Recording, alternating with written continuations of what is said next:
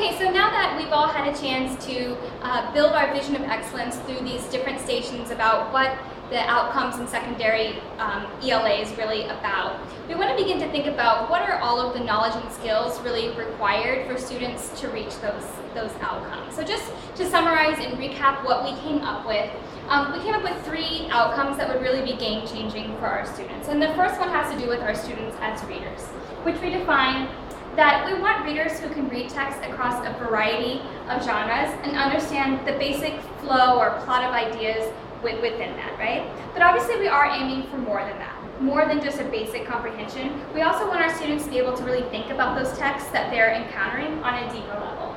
So the way we defined that was that we want analytical thinkers who can analyze the themes and the ideas within a text on a deeper level to basically understand the how and the why of that text more than just the what of that text. And then finally, once students have understood that text and analyzed it, we want them to be able to communicate their own ideas and reactions to that text.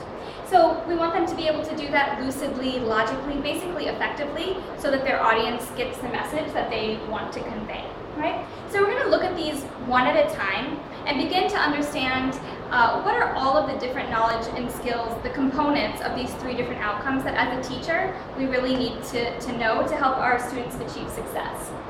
And the thing is, we tend to take a lot of these things for granted. As good readers and writers ourselves, it's easy to overlook or to not understand all of the different baby steps that it would take for students to get to the ultimate outcome that we want them to achieve. So we're going to start off with the first outcome that we talked about, which is the kind of readers we want our students to be.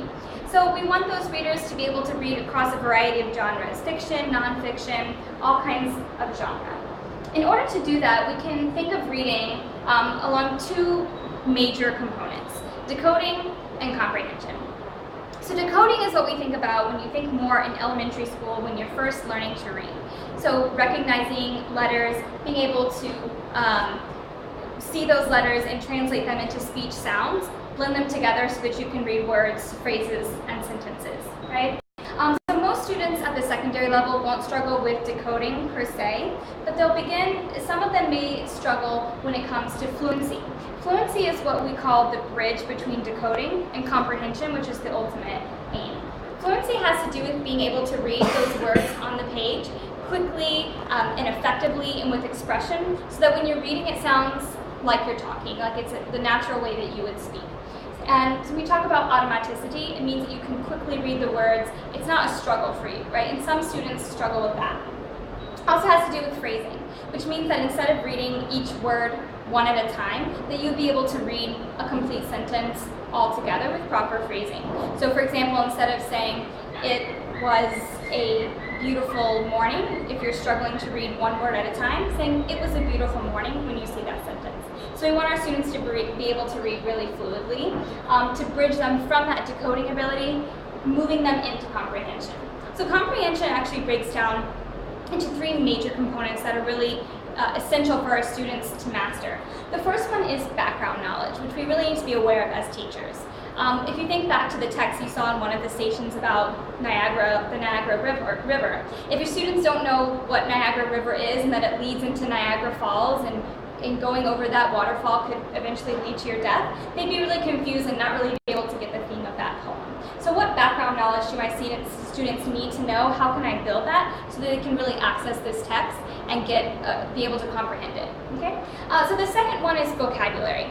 So if students don't know what a word is in the text, that's really a key word especially, it's really going to trip them up and they're not going to be able to get to the level of comprehension analysis that we want to get them to, right? So we want to be able to build their vocabulary, especially when it comes to text that they're about to read. So for example, again, in the poem that they read about the Niagara River, most of the vocabulary is pretty straightforward, but they would need to know river-related words such as shore, right?